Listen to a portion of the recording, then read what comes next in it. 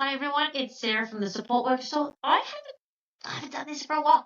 I haven't done a solo podcast for a while, so I thought, why not? I've got some content, I've got some ideas, and I want to share it with you today. So today, the topic that I would love to talk to you all about is things I wish NDIS businesses understood about support workers. Yep, I'm going to go there. I'm going to talk about it. It's going to be like a no fluff episode, and it's about talking about the gaps, like the in-betweens, management support workers, and how we all fit in. So if you don't know me, yes, I am Sarah. I have been in the NDIS sector, I should say the disability sector, for more than 17 years. I know it's really hard to say that because I feel like a dinosaur, but I don't feel like a dinosaur. Anywho, so let's talk about it. So welcome back. Here I am today, and I'm going to have let's just have this real chat, right? In this episode, things that I wish that NDIS businesses knew about support workers and how to provide really good care to us. All right, support workers. You're not just a support worker. I have heard it so many times when you're trying to introduce your job. I'm just a support worker. No, babe, you are more than just a support worker. And we're going to go into that because support workers, we are mentors, we are role models, we are safety nets. Sometimes we are the teachers, the guides. We are so many things that I can't even explain to you. We are listeners. And at times, we are somebody's absolute world. Yes, we're all rolled into one, and it depends who we're serving at that time, how you have to turn up. So we are consistently turning up in people's homes, in their community. We are there. We are present. So with us being present, we need to feel respected. We need to be acknowledged, and it would be good to feel respected. And if you really like, and if you're a business owner listening to this right now, if you really want to engage your team, treating your support workers well, treating and respecting their profession and asking, like, have you noticed, have you seen? It does wonders because it's an element of respect because they are being professional. They are turning up professionally, and for you to give them that, 100%. All right. The gap between office and frontline, there is like this massive gap, and I have sat in both between two. And I can tell you right now, the gap is huge. And the more time you spend in the office, the less you understand of support work. Yes, I went there. I went there. I know that's going to hit a couple of nerves because the further away you are, the least you see, the least you understand, and your expectations are completely different. So, I've worked in offices. I will be the first to say that. And I've worked with the people that we serve in community, in group homes, in facilities. Yeah, I went group homes. So I'm a dinosaur, yeah. We still, Sarah. We moved on from there. So let me tell you, the gap can be huge, and sometimes the decisions are made without people's best interests. And it could be across the board when decisions are made, whether it is the best interest of a person we serve or a support worker. So if you want to get really good results, ask your support workers what is working and what not is working. And if you're really upfront and honest and you talk about it in a team perspective, the feedback that you get will probably surprise you, especially if you're working in an office, because you might not see that there's little attention to details that creates somebody's day. And support workers, they see that. They see it, and their job practically as a support worker, when you think about it, is to see a problem before it becomes a problem. Yeah. They are problem solvers because they want to make sure that when they are providing support to somebody that their day runs accordingly. It's smooth. They want a smooth day. They don't want a terrible day. Nobody wants to come to work and have a terrible day. Yeah, same thing. We want to make sure that we have systems in place so people have really good days. And training. And to be honest with you, training can't just be that once off, in a blue moon type of stuff. As leaders of our organizations in our sector, training is ongoing. Training is something that we promote. Training is something that we want to see. If somebody wants to go out and do their own training and come back, kudos to you. Bring it back. But wherever possible, training. And we can't just do this one-stop shop, training that it's done. It's not always online training as well. Things can change, and people also, we need refreshers because I will be the first to tell you right now that somebody that has been, I've been around in this sector, and I can tell you that there has been so many big changes in our sector in short periods of time.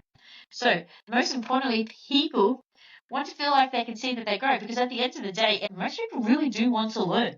So, giving them that opportunity and the experience to be able to learn, they want that. and they want to upgrade their skills and they want to be professional for the people that we serve and you as your organization. 110%. Ongoing training also shows that you value them as a team player in your team and then you respect them. If you're an independent and you're watching this, you're like, Sarah, how do I do this? Trust me, training comes in all forms. It's not what you think. And the training that you get doesn't always have to be NDIS related. It could be business related. It could be accounting related. It could be social media related. Your training, you modify your training to what best suits you as an independent support worker, whether it is something that is a part of your business or something that how you show up. That is on you, and the best part of it is that you get to dictate that. Yeah, you do.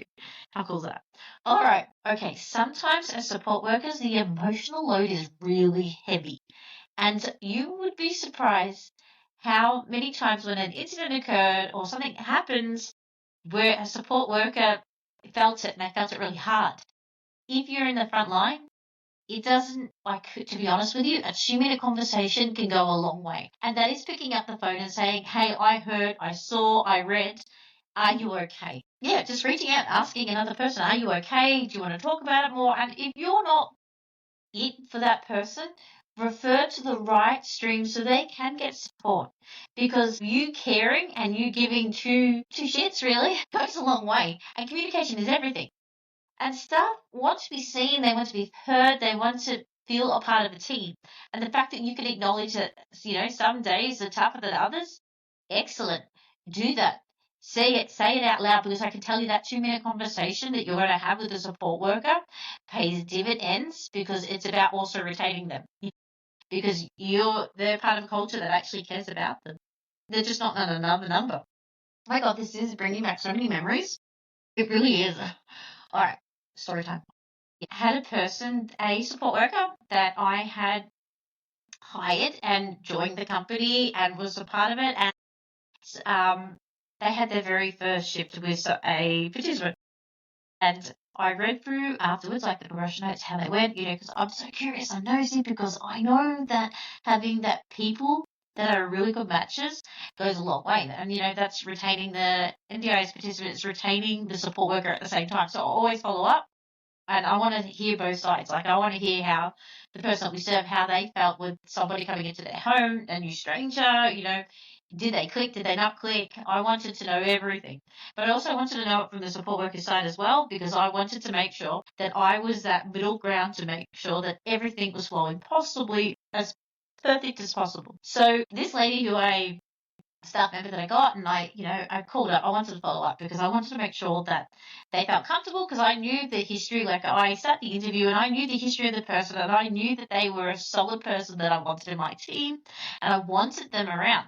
So I gave a phone call. I was like, how's your first, how was the first time that you're supporting this person going, and how did you feel? What did you notice?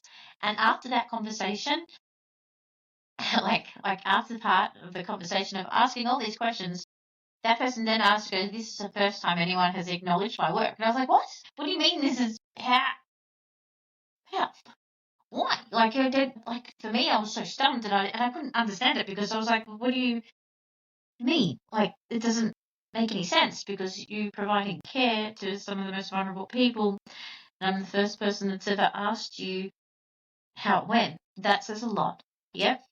And this person is a seasoned support worker, had been a part of certain organisations in the past, and when you're in the sector, you're in the sector people. So yeah, it says a lot when you communicate, and I think it has to be very clear with that. But some days are really crap and we need to reach out. We need to have those conversations. I totally went off track, I'll be honest with you. This is not exactly where I thought I was going, but anywho, let's get into communication, because it really is everything. And like I said before, following up, seeing it through, having conversations, and I'm not just saying emails, because emails get you so far. Phone conversations, in person, it pays. Like, it really does, because people buy off people. People want to trust you, and they want to make sure that the people that we send and we are providing care to feel trusted when somebody's in their house. And if you're an independent right now, I feel open communication, consistent communication is important. It took me out. It took me out because I went to this networking event probably last year, and I was having a chat to a lady that opened up her business. She had 6 participants that she provides care for, that she had support workers, but she felt like she stagnated, like she was never able to grow. And I said, all right, well, anytime that you're unable to grow, it's got to go down to the services that, what we have. Like, how are you retaining people? What are you doing? Like, how are you making sure that their quality is still there? So when you last had that conversation, and this person's like, what? What do you mean that last conversation? I was like, when you checked in.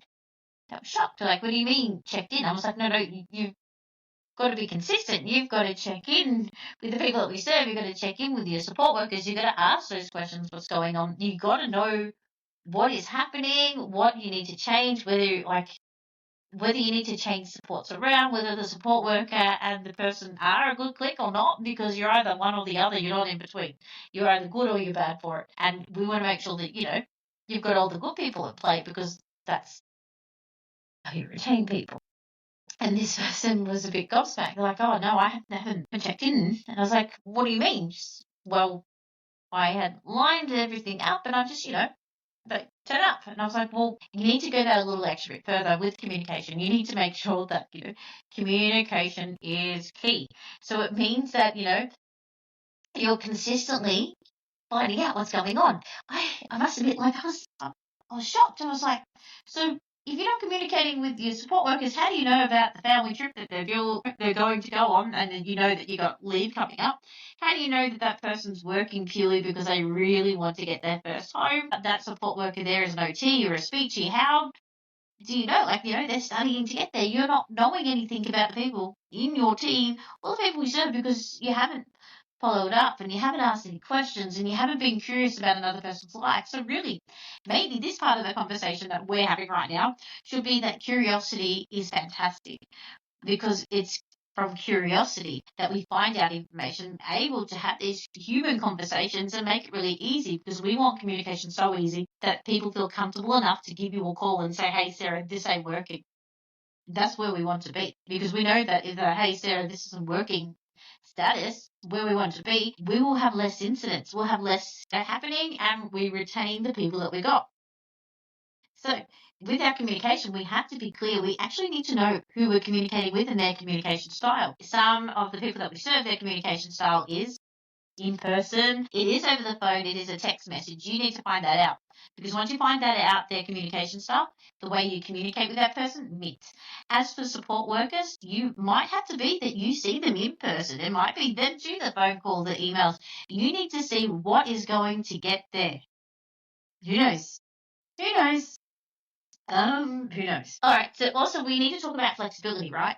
Because flexibility matters, and we know that in our sector, shifts, they change. Like the people that we serve, they change the hours, they change the time, and you need to be able to make sure that we can be that flexible, and we have an opportunity to be flexible, and we have that balance as well, because we don't want to burn out our support workers yet. We want them to have enough balance that they are having a really good time, and that they will do the extra as well. Because remember how we talked about communication, knowing things? Yeah.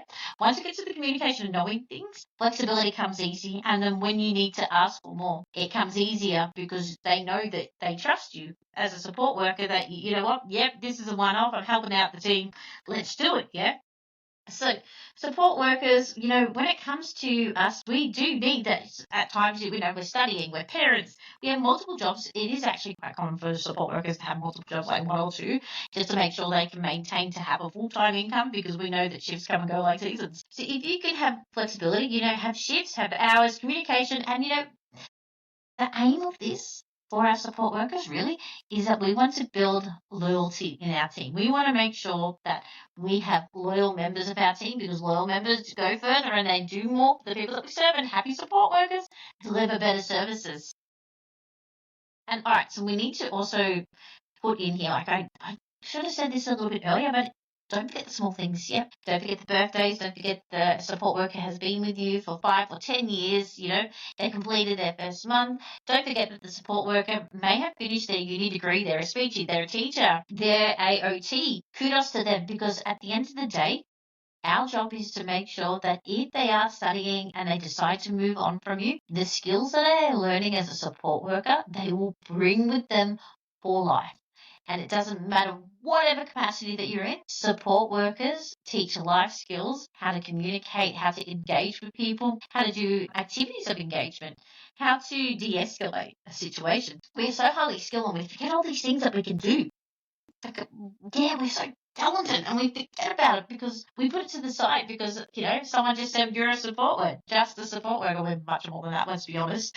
Sorry. Yeah, it's true. All right, so let's just wrap this up because I can waffle all day about support workers because this is my love, my passion, and I love serving to you guys.